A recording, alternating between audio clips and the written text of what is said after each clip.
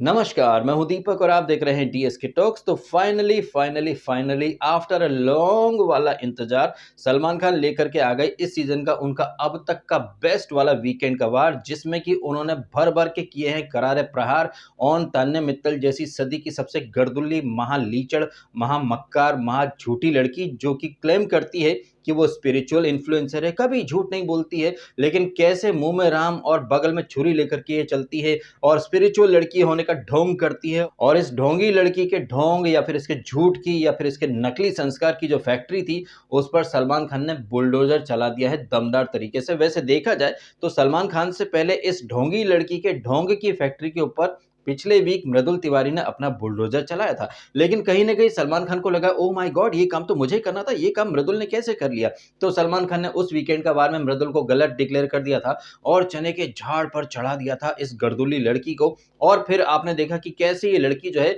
वो सलमान खान के बनाए हुए चक्रव्यूह में फंस जाती है। ये लड़की जो कि एक वीक पहले तक राम राम राम राम राम ओम भूर्भुवस्सुः तत्सवितुर्वरेण्यम कैसे मतलब ढोंग कर रही थी, मुंह में राम और बगल में छुरी वाला फंडा लेकर के चल रही थी। लेकिन जैसे ही सलमान खान ने इसे चने के झाड़ पर चढ़ाया, भाई साहब ये लड़की तो गंदे नाले की तरह जो बही है, ये आपने सबने देखा है। लेकिन वो कहते हैं ना कि चोर चोरी से जाए हेरा फेरी से ना जाए, उसी अंदाज में ये लड़की 5 मिनट पहले नहीं सर मैंने तो नहीं सर, मस्ती मजाक था, नहीं सर मैंने ऐसा कुछ नहीं करा सर, नहीं सर।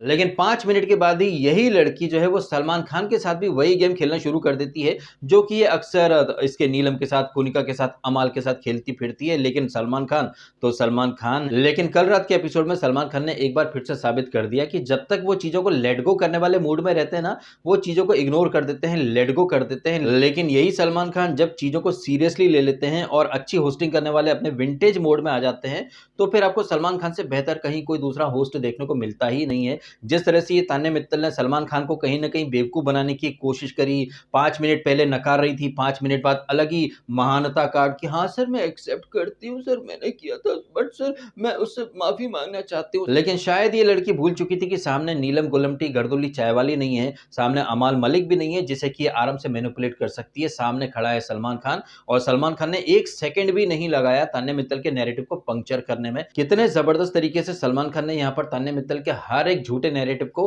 पंक्चर करके रख दिया। न सिर्फ यहाँ, बल्कि जब एपिसोड के आखिरी हिस्से में फरहाना और मृदुल का जो मैटर था, वहां पर कैसे ये तान्या मित्तल पहले तो इसको हेड मसाज देती है, लेकिन जैसे ही पता चलता कि मृदुल को लाइमलाइट मिल रही है तो पट्ट से ये लड़की दौड़ करके आती है और सारा अटेंशन या फिर फुटेज अपनी तरफ डाइवर्ट करने की निंजा टेक्निक इस्तेमाल करती है। सलमान खान यहाँ पर भी इस लड़की को भर भर के जलील करते हैं, जिल्लत के लड्डू देते हैं। और यहीं पर आपने देखा होगा सलमान खान की आंखों में जबरदस्त वाला गुस्सा। हालांकि ये जो गुस्सा था सिर्फ उनकी आंखों तक ही लिमिटेड रह गया, क्योंकि वो बहुत ज्यादा इरिटेट हो चुके थे जिस तरह से सलमान खान ने बोला हो गया आपका, आगे बढ़े।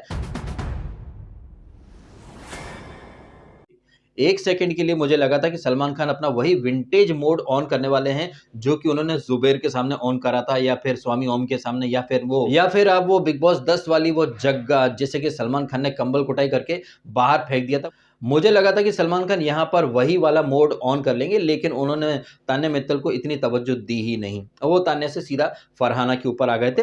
और फरहाना बट को सलमान खान ने इतना कुछ ज्यादा बोला भी नहीं है, बस इतना बोल दिया कि आप इतना पोक करती हो, इतना मतलब आदमी को परेशान करती हो कि आदमी वो सारी बातें कह जाता है जो कि उसे नहीं कहनी चाहिए। जैसे कि वो मृदुल ने बाहर वो क्या है, उसकी क्या हैसियत है, उसका क्या रुबाब है, ये सारी बातें मृदुल ने कही थी। मृदुल तुम इमोशनल क्यों हुए थे, इसके ऊपर भी सलमान खान सवाल जवाब करते हैं, तो मृदुल अपने जस्टिफिकेशन वगैरह देता रहता है।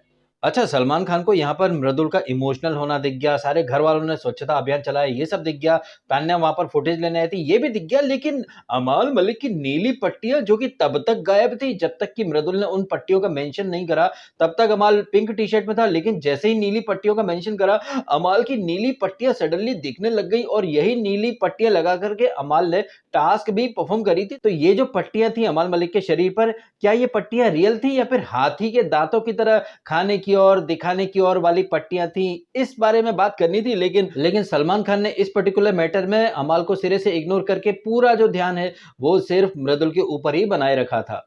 अच्छा, मृदुल से मुझे एक बात याद आई है मित्रों, ये वही मृदुल तिवारी है जिसने कि सलमान खान से पहले तान्या मित्तल की झूठ की फैक्ट्री पर बुलडोज़र चलाया था। लेकिन पिछले वीकेंड का वार में सलमान खान के अलग ही तेवर थे, या फिर ये कहें कि सलमान खान ने शायद एक चीज़ सोची होगी कि भाई जो काम मुझे करना है वो मुझसे पहले मृदुल कैसे कर सकता है। इसलिए मृदुल तुम गलत हो, तान्या ने जो चुगली करी है वो अच्छी चुगली करी है, वो तो अच्छाई के लिए चुगलियाँ करती है, वो कभी किसी की बुराई नहीं करती है चुगलियाँ करने में। वो तो हमेशा सबके लिए अच्छा सोचती है, अच्छा ही करती है। इस तरह का नैरेटिव बना करके उन्होंने एक तीर से कई शिकार कर दिए। एक तरफ उन्होंने तान्या को चने के झाड़ पर चढ़ा दिया और दूसरी तरफ सलमान खान ने मृदुल तिवारी को सिरे से गलत डिक्लेयर कर दिया था। और आप माने या ना माने, लेकिन जो भी इंटेंशन या जो भी प्लान था या फिर जो मास्टर स्ट्रोक, और ये जो मास्टर स्ट्रोक था ये कैसे वेल प्लान था, वेल एग्जीक्यूटेड था। इस तरह की बातों से मुझे याद आ रहा है बिग बॉस 16 का एक इंसिडेंट, जहां पर सलमान खान ने शिव ठाकरे को खरी खोटी सुनाई थी। जब एक क्लिप दिखाई थी ना सलमान खान ने सबको कि कैसे शिव ठाकरे ने अर्चना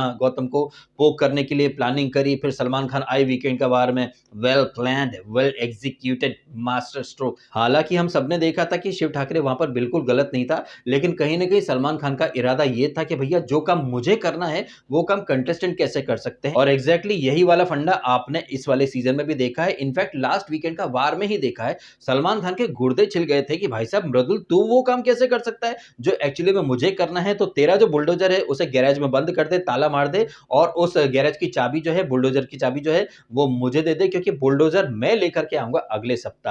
और सलमान खान कैसे बुलडोजर लेकर के आए ये तो आपने देखा ही सही। ना सिर्फ उन्होंने तान्या को, कुनिका को एक्सपोज करा है, उनके नैरेटिव को पंक्चर कर दिया है, बल्कि कहीं ना कहीं सलमान खान के माध्यम से तान्या मित्तल के ऊपर इंस्टेंट कर्मा भी आया है घूम फिर करके। आपको तो याद ही होगा कि सलमान की तारीफ के बाद ये तान्या मित्तल चने के झाड़ पर चढ़ी थी, और उसी रुबाब में आकर के इसने मृदुल से कहा था कि मृदुल, सलमान सर ने मुझे सही बोला है, तो तुझे लगता नहीं है कि तू मुझे सॉरी बोले, सॉरी बोले, सॉरी बोले। हालांकि ये बात अलग है कि मृदुल ने बिल्कुल भी वहां पर सॉरी वगैरह कुछ नहीं बोला, लेकिन ये लड़की जो कि मृदुल से उम्मीद कर रही थी कि मृदुल इससे माफी मांगे, लेकिन आप देख लीजिए भाई इंस्टेंट कर्मा। अब ये लड़की जो है वो कोने कोने में जाकर के माफी मांगने का ढोंग कर रही है। हाँ, मैं अशनूर से माफी मांगूंगी, अशनूर के बारे में मैंने गलत बोल दिया, इंटेंशन नहीं था। और भाई साहब, इंटेंशन नहीं था। oh my God! Wow! तुम्हारे बगल में बैठी फरहाना ने ही तुम्हें कहीं ना कहीं झूठी साबित कर दिया कि गलती एक बार होती है, चार बार नहीं होती। चार बार तूने इंटेंशन में आकर ही किया है, इट वाज इंटेंशनल। लेकिन ये तान्या मित्तल है, कितनी सफाई से नैरेटिव को घुमा डालती है, और कहीं ना कहीं सारा ब्लेम वो नीलम के ऊपर डाल रही थी। हालांकि वो पूरी तरह से गलत भी नहीं है, क्योंकि अक्सर ऐसी चुगलियों की शुरुआत नीलम गर्दुल्ली गुलमटी चाय वाली ही करती है। लेकिन तान्या मित्तल जो कि प्रवचन देती है कि हमें अपनी आंखों में अच्छाई रखनी चाहिए, हम जैसे होते हैं हम दूसरों को वैसे ही देखते हैं, अगर हम अपनी आंखों में अच्छाई रख करके देखेंगे तो दुनिया अच्छी लगेगी, लोग अच्छे लगेंगे। आप 1760 लोगों को ज्ञान देती हो, 1760 तरह के, लेकिन अपनी गर्दुल्ली गुलमटी चाय वाली को आप ज्ञान नहीं दे पाए कि नहीं नीलम, तू भी कोई सूखी बोम्बिल नहीं है, तू भी एक फूला हुआ सिंगाड़ा ही है मेरी तरह। डबल चिन लेकर के अपन दोनों चल रहे हैं, तो हम किस हक से उस लड़की को बॉडी शेम कर रहे हैं जो कि एक्चुअली में उम्र में हमसे आधी ही है। लेकिन नहीं भाई साहब, वहां पर नीलम को रोकने के बजाय, उसे समझाने के बजाय,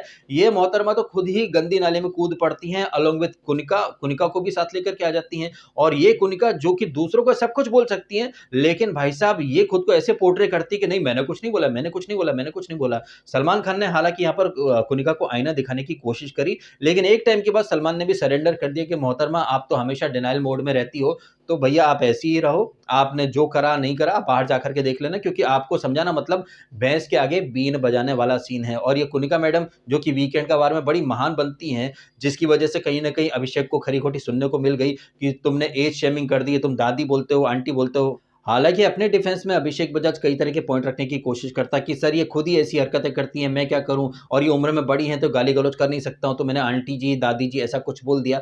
तो सलमान खान अभिषेक बजाज के किसी भी पॉइंट को खरीदने से मना कर देते कि नहीं नहीं नहीं, अगर तुम उन्हें बुढ़िया बोलते हो, दादी बोलते हो, तो फिर मैं भी दादा या फिर बूढ़ा ही हुआ ना तुम्हारी नजर में। तो अभिषेक बजाज वहां पर कुछ ज्यादा बोल नहीं पाता। हालांकि ऐसा बिल्कुल नहीं था कि सलमान खान ने सारा का सारा ब्लेम अभिषेक बजाज के मत्थे ही मर दिया हो। वो कुनिका को भी समझाते कि मैडम आप भी ऐसी हरकतें करती हो, लेकिन लेकिन एज ऑलवेज की तरह कुनिका मैडम, जिन्हें दूध वाली कम्युनिटी का सपोर्ट है, दूध वाले कुनिका को क्यों सपोर्ट करते हैं भाई साहब? कुनिका को तो लैक्टोज वगैरह का इश्यू है ना, लैक्टोज इंटॉलरेंट है वो। अब ये जो विषय है ना भाई साहब, ये गहन अध्ययन का विषय है, क्योंकि कुनिका जी को तो सिंपल दूध दही से एलर्जी है, तो दूध वाली कम्युनिटी फिर किस लिए इन्हें सपोर्ट कर रही है? इस तरह के पॉइंट भी उठने चाहिए थे, लेकिन इस तरह का कोई पॉइंट उठा ही नहीं। इस पॉइंट के साथ एक पॉइंट और उठना चाहिए था कुनिका जी के बारे में ही, कि कुनिका जी, आपने घर के कोने-कोने में तान्या मित्तल को डिकोड करा है कि तान्या मित्तल चाहती तो दिवाली के टाइम पर वो जो वीडियो मैसेज था वो पिक कर सकती थी, लेकिन नहीं, उसने पिक नहीं करा।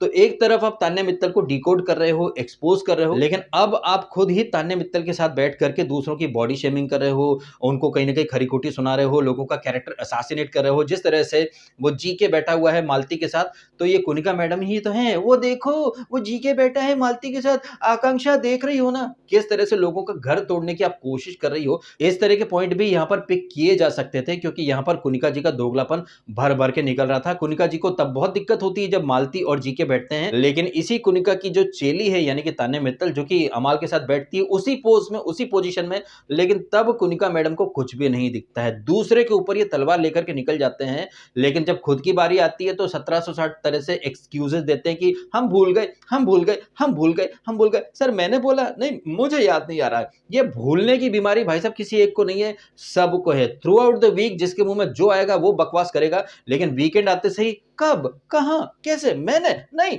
मुझे तो याद नहीं आ रहा। नहीं नहीं, मैंने नहीं कहा, मैंने नहीं कहा। नहीं, आप कह रहे हैं तो मैं मान लेता हूं, लेकिन मैंने नहीं कहा। नहीं, आप कह रहे हैं ना, तो सर मैं एक्सेप्ट कर लेता हूं, बट मुझे याद नहीं आ रहा कि मैंने ऐसा कुछ कहा है। हाँ,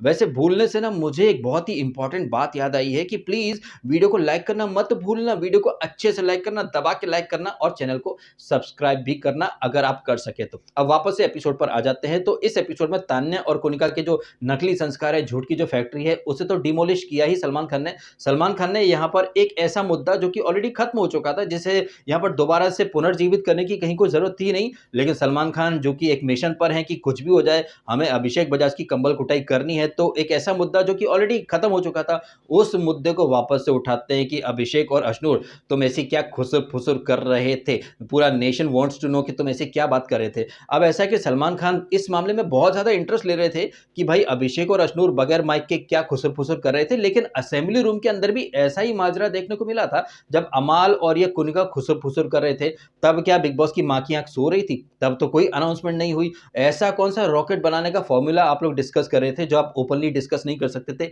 ऐसी कौन सी बातें जरा हमें भी बताइए। इस तरह का सवाल जवाब कर सकते थे, लेकिन नहीं, सलमान खान के रडार पर सिर्फ अभिषेक बजाज, अश्नूर ही थे, और अश्नूर को और अभिषेक को अपने रडार पर लेने का सलमान खान ने एक वाजिब कारण भी दे दिया कि बाकी के लोग जो रहते हैं ना, उन्हें अगर बिग बॉस टोकते हैं तो वो इंप्रूव करने की कोशिश करते हैं, खुद में सुधार लाते हैं, लेकिन आप लोगों को एक नहीं, दो नहीं, 3 वार्निंग दी गई। घर वालों ने भी बोला कि भैया माइक पहन लो, लेकिन आप ऐसी कौन सी बात कर रहे थे, the nation wants to know. इसके ऊपर फिर अश्नूर और अभिषेक के अपने अपने जस्टिफिकेशन, और इसी चक्कर में सलमान खान कहीं ना कहीं मृदुल को भी लपेटे में ले लेते हैं। अब जिस कारण से सलमान खान ने यहाँ पर मृदुल तिवारी को आड़े हाथों लिया है, सलमान खान ने उन्हीं कारणों की वजह से कहीं ना कहीं इसको जीके को और प्रणीत को अप्रिशिएट भी करा कि भाई साहब तुमने अपने दोस्तों के लिए स्टैंड लिया है। अब ये अलग बात है कि तुम्हारे जो दोस्त हैं वो किंडरगार्टन के एकदम बच्चों की तरह बिहेव करते हैं, इम्पल्सिव है, इमेच्योर है, और ये तो आपने देखा ही है ना भाई साहब। प्रणीत ने, जीके ने तुम्हारा जो नॉमिनेशन था या तुम्हारा जो हग्गा था वो साफ कराए, लेकिन तुम जो हो इतने अनग्रेटफुल हो गए थे, अरे वो कौन होता है मेरे को डिक्टेट करने वाला, उसकी थोड़ी ना सुनूंगा मैं। और अगर आप लोग मेरे रिव्यूज प्रॉपर्ली देख रहे हैं, रेगुलरली देख रहे हैं,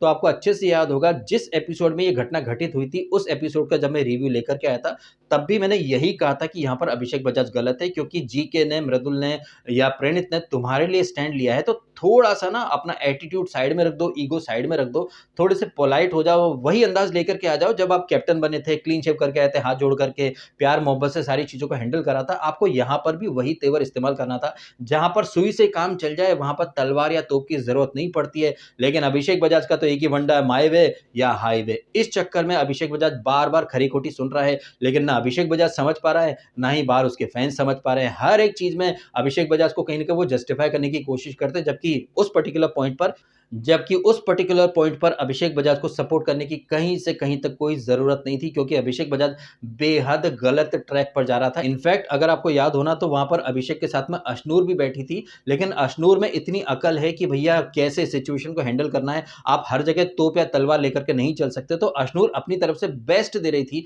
उसके मन में थोड़ा-सा रिग्रेट भी था, लेकिन अभिषेक बजाज तो भाई साहब अलग ही ट्रैक पर अपनी गाड़ी लेकर के चल पड़ा था कि वो कौन होता है मुझे बताने वाला, ये डिक्टेट थोड़ी ना कर सकता है। बहुत ही मतलब घटिया लग रहा था ये अभिषेक बजाज। और आई थिंक अभिषेक बजाज का ये जो इम्पल्सिव नेचर है और अभिषेक बजाज का ये जो इम्पल्सिव या इमेच्योर साइड जो है ना, इसी को आधार बना करके सलमान खान जीके और प्रणीत के दिमाग में एक बात डालने की कोशिश करते हैं कि भैया आपकी इंडिविजुअलिटी जो है ना वो छुप रही है आपके ग्रुप के चक्कर में, it's time to be individual. इस तरह की वो बातें करके कहीं ना कहीं ग्रुप को तोड़ने की कोशिश कर रहे हैं। लेकिन जिस तरह से जीके एकदम सेंसिबल और कैलकुलेटिव अंदाज में चल रहा है, तो मुझे लगता नहीं कि इनका ग्रुप टूट पाएगा, वो चीज़ों को मैनेज कर लेगा, वो चीज़ों को संभाल लेगा। और जिस तरह से सारे घर वाले यहाँ पर मृदुल के खिलाफ हाथ खड़े कर रहे थे, बट यहाँ पर जीके ने मृदुल को डिफेंड करा, सपोर्ट करा कि सर मेरे हिसाब से मृदुल बिल्कुल सही था। अब ये वाला जो पॉइंट है ना मित्रों, ये काफ़ी इंपॉर्टेंट और अहमियत वाला पॉइंट हो जाता है, क्योंकि एक तरफ सलमान खान इसको प्रणीत को और जीके को सपोर्ट कर रहे हैं, अप्रिशिएट कर रहे हैं कि तुमने अपने दोस्तों के लिए एक स्टैंड लिया, भले ही तुम्हारे दोस्तों को तुम्हारे उस स्टैंड लेने की कद्र हो ना हो।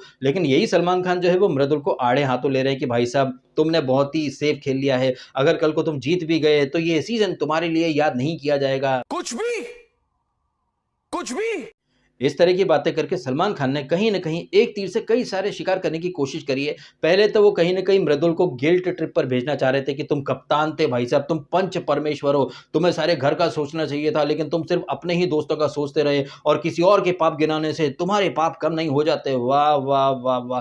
क्या ज़बरदस्त तरीके से सलमान खान ने दीवार पिक्चर के एपिक सीन को, एपिक डायलॉग को यहाँ पर एक रेफरेंस पॉइंट के रूप में रखा है। अब सलमान खान के इस पॉइंट को काउंटर करने का दम तो किसी कंटेस्टेंट में है भी नहीं। अगर दम होगा भी तो वो सलमान खान को काउंटर नहीं कर पाएँगे बिकॉज़ ऑफ कॉन्ट्रैक्ट और दूसरी चीज़ें। बट हम तो कर सकते हैं ना। ये सलमान खान जो कि दीवार पिक्चर के एक सीन को, एक डायलॉग को एक रेफरेंस के रूप में इस्तेमाल कर रहे हैं। यही सलमान खान एक और पिक्चर है रोटी नाम की, उसे भी एक रेफरेंस पॉइंट के रूप में इस्तेमाल कर सकते थे कि भाई साहब पहला पत्थर वो मारे जो पापी ना हो। आई होप कि आप सबने रोटी पिक्चर देखी होगी, जहाँ पर एक लड़की को हर कोई पत्थर मार रहा है, फिर राजेश खन्ना उस लड़की को बचाने आते हैं और गाना गाते हैं कि यार हमारी बात सुनो, ऐसा एक नादान सुनो जिसने पाप ना किया हो, जो पापी ना हो। और बिग बॉस के घर में आप देखें ऐसा कौन है जिसने पाप यानी कि जिसने रूल ना तोड़ा हो। कोई दिन में सोता है, कोई अंग्रेजी में बात करता है, कोई सुट्टा मारते-मारते बात करता है। कहने का मतलब है कि हर कोई पापी ही है, लेकिन उस दिन ये सारे लोग खुद को दूध का धुला हुआ साबित कर रहे थे, चाहे वो अमाल हो, चाहे कुनिका हो, चाहे ये फटेला हो, चाहे तान्या हो, चाहे नीलम हो। इन शॉर्ट कहने का मतलब बस यही है मेरा कि पहला पत्थर वो मारे जो पापी ना हो। अगर आप दीवार पिक्चर को एक रेफरेंस के रूप में इस्तेमाल कर सकते हो, तो रोटी पिक्चर का जो सीन है, जो डायलॉग है, उसको भी आपको यहाँ पर एक रेफरेंस के रूप में इस्तेमाल करना चाहिए था। सज़ा वो लोग दें जो एक्चुअली में दूध के धुले हों, लेकिन यहाँ पर दूध का धुला तो कोई नहीं था। और यही पॉइंट यहाँ पर इसने जीके ने और प्रणीत ने हाईलाइट करा था। लेकिन मृदुल को सिर्फ इसीलिए बलि का बकरा बनाया गया क्योंकि वो कप्तान था, वो पंच परमेश्वर था और वो सारे घर वालों का कप्तान था, वो किन्हीं 2-4 लोगों का कप्तान नहीं था। तो यहाँ पर कॉन्टेक्स्ट थोड़ा-सा अलग हो जाता है। जीके और प्रणीत जो है वो कंटेस्टेंट हैं, वो कप्तान नहीं थे, इसलिए उनके लिए सलमान खान ने रूल अलग बनाया। और मृदुल जो कि एक्चुअली में घर का कप्तान है, जिसके लिए दूसरे ग्रुप के लोगों ने भी वोटिंग की थी, इसलिए मृदुल के लिए सलमान खान ने अलग या विशेष रूल बनाया, क्योंकि वो एक कंटेस्टेंट नहीं, वो फिलहाल घर का कप्तान है। और कप्तान जो है वो पंच परमेश्वर टाइप का, जैसे कि सब लोगों का सोचना चाहिए था। इसलिए यहाँ पर मृदुल तिवारी को कहीं न कहीं कटघरे में खड़ा कराया सलमान खान ने। एनीवेज इसी दौरान सलमान खान जो है वो एक बार फिर से अमाल मलिक को समझाने की कोशिश करते हैं कि भाई साहब आप नेक्स्ट लेवल के कान के कच्चे बन चुके हो। आपने खुद ने गटर शब्द की उत्पत्ति करी थी, लेकिन आपने ठीकरा फोड़ दिया मालती चेहर के ऊपर और फिर उस बहते हुए गटर में ये तान्या मित्तल कूद गई थी। अरे उसने गटर बोला, अरे उसने गटर बोला, वो होती कौन है? अमाल वो तेरे से एंगल बनाना चाहती है। और ये बेशरम लड़की एपिसोड के एंड में अमाल के सामने आकर के खड़ी हो जाती है कि देख मैं कितनी इंप्रूव हुई हूँ, मेरी इतनी ठुकाई। आहा, ये ठुकाई तो डबल मीनिंग वर्ड होता है ना। ये लड़की जो कि चिंदी-बिंदी बातों पर रोया करती थी, लेकिन इतनी बड़ी ठुकाई होने के बावजूद वो हँस रही है, बेशर्मी से हँस रही है, तो ये कुछ और नहीं है, ये इस लड़की की असलियत है। सलमान खान चाहते तो यहाँ पर और भी बातें कर सकते थे कि डियर तान्या मित्तल, आप दूसरों को बोलती हो कि वो एक्टिंग कर रहे हैं, वो फेक है, वो एक्टिंग कर रहे हैं। एक्चुअली में सबसे ज़्यादा एक्टिंग तो आप कर रही हो। आप बनती हो बड़ी महान, आप ज्ञान देती हो 1760 तरह के, छोटी-छोटी चीज़ पर आप रो पड़ती हो। जब नेहल आपके मुँह पर पानी मारने आए तो राम, राम, राम, राम, राम, राम करती हो। आपके बॉयफ्रेंड के बारे में अगर मृदुल कुछ बोल दे तो आप रोती हो। आपके पेरेंट्स के बारे में कोनिका कुछ बोल दे तो आप रोती हो। आपको मालती अगर पूल में धकेल दे तो आप रोती हो। लेकिन आप जो है वो अभिषेक बजाज की एक्स वाइफ के बारे में चटखारे लेना चाहती हो, मज़े लेना चाहती हो। लेकिन आपके बॉयफ्रेंड का अगर कोई मेंशन भी कर दे तो आप 1760 तरह के रैंडम रोना वाले कार्ड खेलना शुरू कर देती हो। आप लोगों को लैंग्वेज के ऊपर ज्ञान देती हो। लेकिन आप खुद नेशनल टीवी पर अभिषेक बजाज को साला बोल सकते हो। क्या होता अगर अभिषेक बजाज आपको तान्या साली या तान्या गर्दुल्ली बोल देता तो? लेकिन आपने देखा इस एपिसोड की शुरुआत में कितनी बेशर्मी से ये लड़की हंस रही थी। ये लड़की जिसने इसको अशनूर को पता नहीं क्या-क्या बोला है। लेकिन यहाँ पर जब सलमान खान पूछते हैं कि अशनूर के बारे में आपकी क्या राय है तो सर प्रिंसेस लग रही है। पता नहीं कैसे-कैसे ऊबड़-खाबड़ मुँह बनाती है और खुद को ऐश्वर्या राय से कंपेयर करती फिरती है लीचड़ लड़की। और इसी के संगत में वो नीलम, नीलम का तो एक्चुअली में कहीं कोई अस्तित्व है नहीं। सबसे ज़्यादा चुगलियाँ नीलम ही करती है। लेकिन क्या है ना कि नीलम हमेशा पतली गली से निकल जाती है और उसकी एक ही वजह है बिकॉज़ तान्या मित्तल बहुत ज़्यादा बोल जाती है। और तान्या की ये जो गलती है ना, इसे कॉल आउट किया था जीशान कादरी ने अपने एलिमिनेशन से पहले। जब जीशान कादरी ने कहा था कि जो इंसान ज़्यादा बोलता है ना, वो उस गुनाह की भी सज़ा काट आता है जो कि उसने नहीं किया होता। तो तान्या मित्तल इतना ज़्यादा बोल-बचन करती फिरती है कि उसके बोल-बचन के आगे बाकी के जो कंटेस्टेंट हैं ना, वो कहीं न कहीं पतली गली से निकल जाते हैं। पतली गली से मुझे याद आया ये फटेला, हालाँकि वो इतना पतला नहीं है कि वो पतली गली से निकल सके, लेकिन कैसे वो अब तक पतली गली से निकलने की कोशिश करता है, कैसे नॉमिनेशन वगैरह से बचता हुआ आया है। हालाँकि इस बंदे का खुद का कोई गेम प्लान है नहीं, वो सिर्फ़ सिद्धार्थ शुक्ला के नाम से आगे बढ़ना चाहता है। और सलमान खान ने यहाँ पर जिस तरह से फटेला को घेरा है कि भाई साहब तुम्हारा गेम क्या है, तुम तो सिद्धार्थ के 1% भी नहीं हो। गॉड ब्लेस हिज सोल, वो जो भी था अपने दम पर था, वो किसी का नाम लेकर के आगे नहीं बढ़ रहा था। लेकिन तुम तो सिर्फ़ सिद्धार्थ शुक्ला के नाम से आगे बढ़ना चाहते हो। और जिस तरह से ये तान्या और नीलम ने बॉडी शेमिंग करी थी, तुमने भी थेपले जैसा मुँह बोला था।